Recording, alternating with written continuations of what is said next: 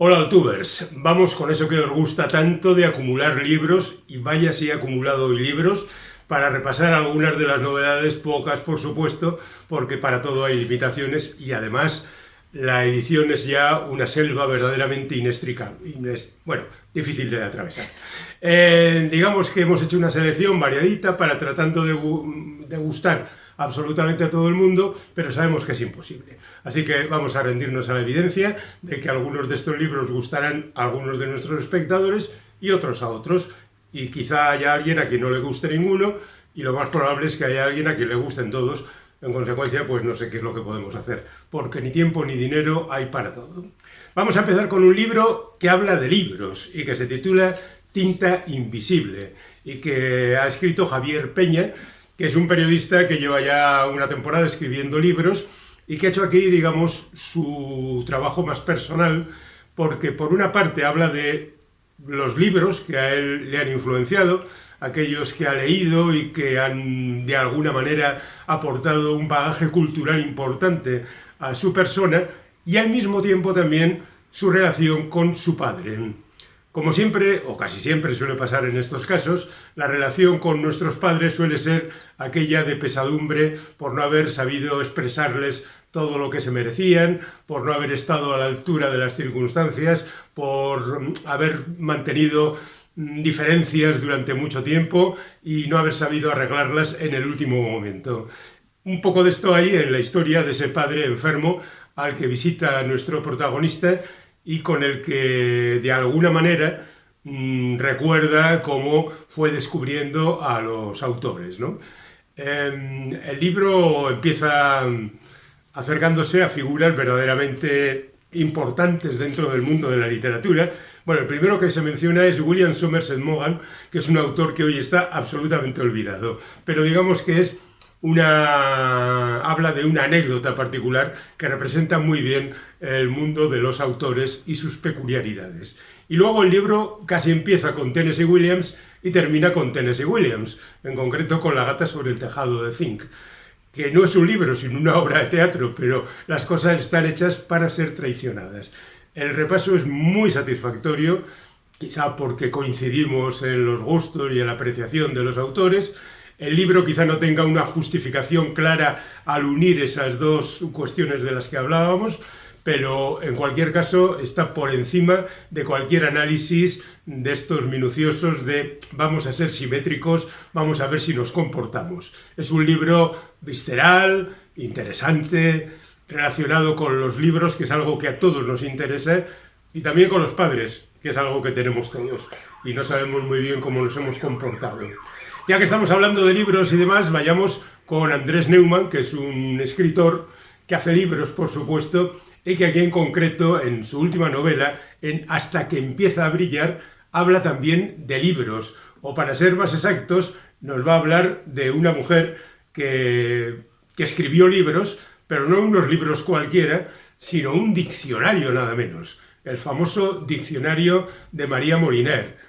Si ya escribir un diccionario es una tarea titánica, que lo haga una sola persona es verdaderamente milagroso. Y que este diccionario sea tan peculiar y a la vez tan diferente a un diccionario y que incluya definiciones tan atractivas en la mayor parte de las ocasiones, es algo verdaderamente fabuloso.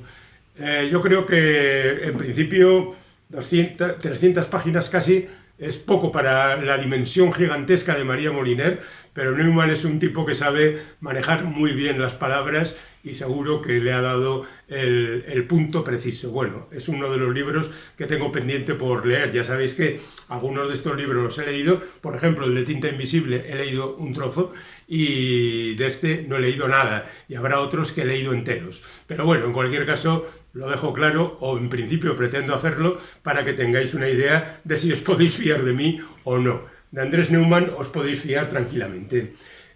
Vamos ahora con un libro muy curioso de Milena Busquets. Milena Busquets es hija de Esther Tusquets, que fue una de las grandes editoras españolas, creadora de la editorial Lumen, y bueno, pues además fue una incansable buscadora de talentos literarios, al mismo tiempo que ella también era un talento literario.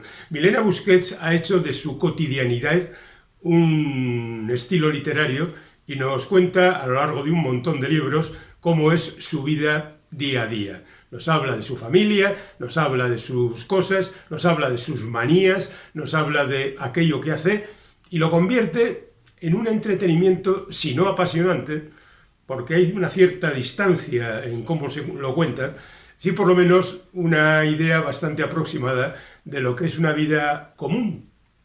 Pues en cierta manera sí lo es. Pero esto es un libro especial, La dulce existencia, porque habla de un trabajo relacionado con el primero de sus éxitos, que se titulaba También todo esto pasará, y que, bueno, pues fue el primer contacto de Milena con los lectores y un contacto un poco más dramático e intenso que el que ha mostrado después en libros posteriores. Y se hizo una película, o se intentó hacer una película, y este es el resultado de la relación de Milena con los responsables de hacer la adaptación cinematográfica de su novela. Una novela que tampoco es en sí una novela, a no ser que, bueno, podemos considerarla una novela de autoficción, por supuesto, pero que es una serie de pensamientos, reflexiones, análisis de las cosas que están lejos de la creación imaginativa, algo que parece más propio de una película que de un libro, porque el libro lo aguanta todo y las películas, bueno, las películas también lo aguantan todo. Dejemos eso ahí. Nos vamos a ir adentrando en el terreno de la autoficción y de la realidad. Vamos con Los niños de alta mar. Esta es la primera novela de Virginia Tagwald y habla de su padre y de su familia, novelando más que Milena, porque Milena hace suyo el estilo documental, mientras que aquí hay una novelización de la historia. El padre de la autora fue un tipo que vivió aventureramente. Tenía un barco, viajaba por el mundo, arrastraba a la familia, vivían aventuras inconcebibles y peligrosas. Y algunas veces terminaban las cosas no muy bien.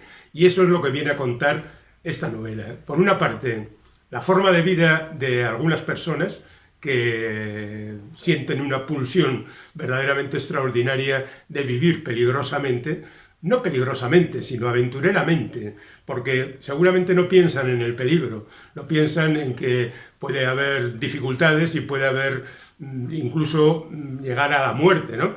Pero lo cierto es que hay quien vive así y hay quien tiene dinero para vivir así. Y esta es la historia de la familia de esta mujer que debuta con justamente la historia de su familia con la esperanza de que nos interese y ya nos interesa. Nos interesa también el caso Rossi, que es una novela de Alessandra Carati, que cuenta una historia real. La historia real es la de dos individuos, Rosa Bacci y Olindo Romano, que en 2007 son capturados por la policía italiana acusados de un asesinato múltiple. Es un hecho real. Y la autora recuerda esos hechos de hace ya pues, casi 20 años y qué es lo que ocurrió, una especie de a sangre fría, una reconstrucción del asesinato de esa familia que incluía a un niño y cómo los autores, un poco también como los de a sangre fría, se sentían verdaderamente sorprendidos de que les castigaran por ello. Tenemos aquí otro que, bueno, se titula Patria la Buena y está escrita por Ricardo Gómez. Es una novela que es una sátira de ETA y de sus acciones a través de un personaje que, bueno, de varios personajes, de un joven que es un confidente de la policía, que resulta, esto ocurre en el primer capítulo, muerto accidentalmente, y su madre, que era muy aficionada al 1, 2, 3, respondo otra vez, aquel legendario concurso de Chicho Ibáñez Serrador, y se juntan las cosas, un comando de etarras en Madrid, el 1, 2, 3, la organización que dicen que tienen que seguir allí aguantando porque están construyendo no sé qué historia. Bueno, la verdad es que la historia es un poco descabellada y no sé si es conveniente. Es verdad que ya se ha hecho sátira sobre el asunto de ETA y demás, pero siempre conviene recordar aquella anécdota de un humorista que no demasiado tiempo después de la caída de las Torres Gemelas, en un monólogo hizo un chiste sobre el asunto. No se rió nadie y de repente una voz dijo, todavía no. ¿Cómo era aquello de Woody Allen? ¿La comedia es tragedia más tiempo? Pues no se sabe muy bien cuáles son las medidas de la tragedia y del tiempo. Y también hay que tener en cuenta una cosa. Ocurre en los libros de los que hemos mencionado. Además del tiempo, también está la distancia. Bueno, aquí tenemos otra novela y ahora vamos con Ray Loriga, que es uno de esos autores que apareció de la noche a la mañana de manera fulgurante, sobresaltando a los aficionados. Es verdad que impactó mucho en su momento, incluso llegó a hacer algunas películas, bueno, discutidas, basadas en algunas de sus novelas, y bueno, pues lo cierto es que aquí tenemos una novela casi surrealista en torno a un tipo que se despierta y no sabe dónde está. Cosa que a veces nos ha pasado a todos, pero este es que no sabe dónde está. Y entonces decide descubrir el mundo a su alrededor. Y va descubriendo un mundo que verdaderamente le perturba, le convierte en alguien que se desnorta, no sabe muy bien qué hacer. Él hace lo que puede, es una novela razonablemente breve, de 130 páginas, muy precisa, muy haciendo hincapié en lo que interesa, y aunque ya no es el enfant terrible de los tiempos pasados, Ray Loriga sigue demostrando que es alguien que sabe manejarse. Y ahora vamos con el volumen del tiempo 2. ¿Dónde está el 1? Entonces os preguntaréis. Pues en la librería. Se publicó hace unas cuantas semanas y es un proyecto literario de 7 libros nada menos, de Solvel Valle, y nos cuenta algo parecido a lo que hace Ray Loriga en este libro, que es, nada, el día de la marmota. Es una persona atrapada en un momento determinado, un determinado día, reviviéndolo constantemente. Esto lo puedes abordar de diferentes maneras. Puedes hacerlo como una comedia, como en la película Atrapado en el tiempo. Lo puedes hacer como el caso de Ray Loriga, que es una excursión por lo desconocido. Y lo puedes hacer también para reflexionar no solo sobre el tiempo y la sustancia, sino que puedes reflexionar absolutamente sobre todo. Aquí hay diferentes opiniones. Hay quien cree que es demasiado trajín para tan poca sustancia, y hay quien piensa que la novela se mete en territorios demasiado complejos y demasiado variados para estar en el mismo volumen. Bueno, no he leído las 7 novelas, obviamente, y esta tampoco, solo he leído la primera, y me pareció interesante. Me pareció una novela que planteaba unas cuestiones que, oye, de vez en cuando todo conviene que nos preocupemos y nos vayamos adentrando en territorios que nos resultan difíciles. Nos vamos ahora con una sección de novela negra, más o menos. Nos vamos con Josan Mosteiro. Bueno, Josan Mosteiro en realidad se llama Josan Atero y tiene una trayectoria suficientemente demostrada de ser un escritor muy sólido. Sus libros, principalmente de cuentos, tiene alguna novela también muy importante, analizan la sociedad con unos personajes muy reales y muy bien tratados, de manera que a mí siempre me ha dejado muy satisfecho la lectura de Josan Atero. ¿Quién es Josan Mosteiro? Pues es el mismo señor que se ha cambiado el apellido, se ha puesto el de su madre para escribir novelas policíacas. Novelas policíacas ambientadas en Galicia y protagonizadas por una periodista. Una periodista que ya aparecía en el libro anterior. Vamos a ver si lo pillo aquí. Bueno, hay una novela anterior que se titula La cosecha pálida. Esta es La última bestia y nuestra periodista favorita vuelve de nuevo a la carga con una novela más política que aquella.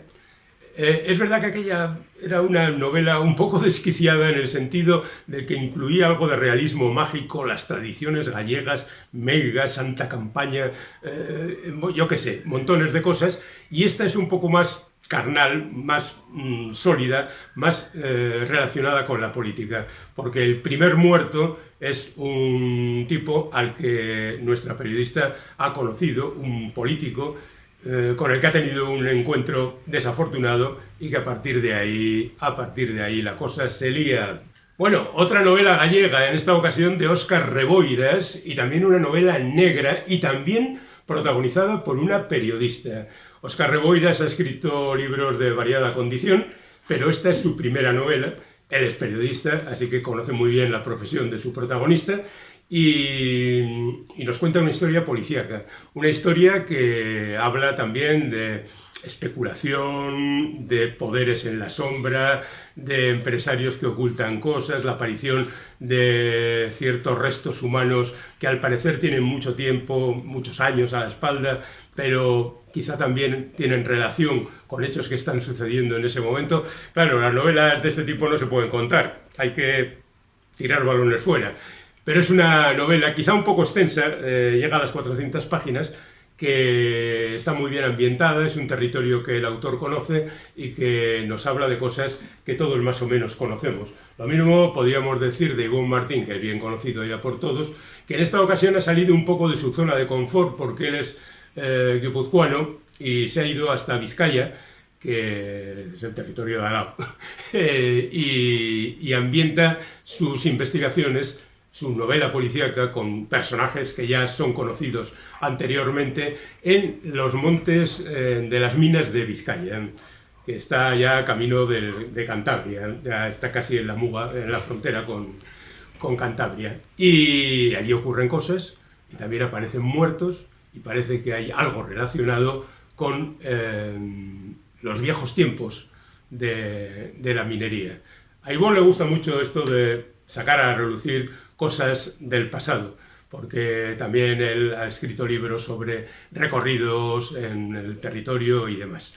Y nos vamos con otra autora, también vecina de Ivonne, porque ella es navarra, se llama Susana Rodríguez Lezaun y ha escrito Morir dos veces. Esta novela la he leído y es algo verdaderamente frenético. No he leído una novela tan rápida en los últimos tiempos. En 3 capítulos en 3 capítulos breves, te pone en situación una mujer que es desgraciada en su matrimonio, tiene un hijo, tiene una suegra malévola y un día que hay una tormenta y una riada, se la lleva, ella puede salvar a su hijo, pero ella desaparece, pero no ha muerto. Y entonces ella se reinventa como detective en París con un nombre diferente, hasta que de repente las circunstancias le hacen relacionarse de nuevo con su antigua familia. Y ya digo, todo ocurre a una velocidad tremenda, podría ser con la muerte en los talones. Así, ese tipo de velocidad, huyendo de unos, persiguiendo el objetivo que tiene que lograr, solucionar el enorme problema en el que está metida. Hay varios muertos, hay personajes terribles, en fin. Benjamin Black vuelve de nuevo a sus aventuras policíacas. El hombre que sirve lo mismo como John Banville, excelentes novelas, o Benjamin Black, escribiendo novelas policíacas arrasadoras. Aquí nos lleva a la Irlanda rural en los años 50, encuentra un cuerpo, por supuesto, siempre hay un cadáver, si no hay cadáver no hay asesinato, ni hay novela, y a partir de ahí la imaginación de este hombre, que es uno de los escritores más sólidos que conozco. Cada frase parece medida, pensada, pesada y colocada ahí porque tiene que ir ahí. Y da lo mismo que escriba, ya digo, novela policíaca que otro tipo de cosas. Ama de casa, de Maria Roch. Es su primera novela y viene a mezclar realismo social con la vida infantil. Es la historia de una niña que va a hacer su primera comunión, está emocionada con esa situación, el vestido y todo eso, y los regalos, y de repente ocurre una gran desgracia que afecta a su familia y afecta también a la comunidad, a una familia que por otra parte ya tenía sus propios problemas. Todo esto visto desde el punto de vista de la niña, que es el punto de vista de alguien a quien le han chafado uno de los grandes días de su vida y en consecuencia está muy enfadada. Yo creo que es una novela, no la he leído entera, pero he leído las primeras páginas y me parece que está muy bien llevada, es una primera novela. Un poco de viaje por la ciencia ficción. Aquí tenemos Un puente sobre el tiempo, cuyo título original es El Ministerio del Tiempo, pero que aquí se ha traducido con este otro título para no confundirlo con la serie televisiva. Y cuenta la historia de una organización británica, of course, que se monta una máquina del tiempo y recoge personas que han estado en determinadas circunstancias y las traen al presente y a cada una de ellas les ponen una especie de mentor que tiene que convivir con él y sacarle información para ver y cómo van encajando también en la sociedad que es tan diferente a la suya, porque los que vienen del pasado, ¿eh? Por ejemplo, el gran protagonista de estos individuos, que son media docena o 5, es uno de los que iba en la expedición aquella que buscaba el paso al noroeste, la expedición Franklin, la de el Erebus y el Terror, los dos barcos que quedaron encallados en la banquisa, y que también dieron pie a la novela y la serie El Terror. Bueno, pues esto sería. Y el personaje real, dentro de un orden, porque igual no representa muy bien al tipo que era en realidad. Es una novela que al final acaba lastrada por su duración y por su repetición de esquemas. Está bien la idea, es verdaderamente fascinante algunos de los personajes que aparecen, pero yo creo que un poquito más corta hubiera venido bien. Esta es una novela muy breve, tiene 200 páginas aproximadamente y es de Juan Miguel Aguilera, que es el señor aquel que hizo Mundos en el Abismo, con Javier Redal y otras tantas cosas que eran auténticas maravillas de la ciencia ficción. Esta es una novela bastante convencional, ocurre en el futuro, por supuesto, en una arcología, que es una pirámide que levantan en la costa de Francia, y bueno, allí se comete un asesinato, con lo cual es también, bueno, un asesinato, hay una muerte, vamos a ver si es un asesinato, claro que es un asesinato, estaría bueno, si no, ¿para qué nos van a contar esta historia? Y básicamente es una novela policíaca con esos detalles que van ayudados por fragmentos de lo que se supone que es la vida cotidiana dentro de unos años, ofertas, comentarios, cosas por el estilo. Nos vamos por el terreno ya para terminar de los ensayos. Tenemos aquí Plácido, ¿de qué pasó, jo? Plácido pertenece a una colección que ya lleva 77 números donde se analizan películas y la verdad es que la lista de películas analizadas es sorprendente. Empiezan con Cantando bajo la lluvia y de momento terminan con Plácido, pero la anterior era Fiera de mi niña, la anterior Solo ante el peligro, la anterior El Evangelio según San Mateo. Es decir, que hay 77 películas potentes aquí para ser analizadas. Lo que me sorprende es que todavía existan este tipo de libros en un momento en que el cine ha dejado de ser arte y cultura para pasar a ser casi exclusivamente entretenimiento. Este es un análisis pormenorizado, y cuando digo pormenorizado es que va segundo a segundo analizando la película, sobre Plácido de Berlanga. Pero toda la colección es súper valiosa. No quiere decir que aquí no haya anécdotas, detalles, pero sobre todo hay análisis. Un análisis estrictamente cinematográfico y social y político, como tiene que ser el cine. Son 150 páginas como muy completas en torno a Plácido, pero ya digo, hay multitud de películas en esta colección. Como El amor, ensayos y conversaciones de Maggie Nelson. No os fiéis del título, no habla solo del amor, habla de la sociedad actual. Analiza montones de circunstancias, porque es un libro bastante grueso y nos da una visión bastante completa de lo que es el mundo de hoy. Tenemos al gran Nazario.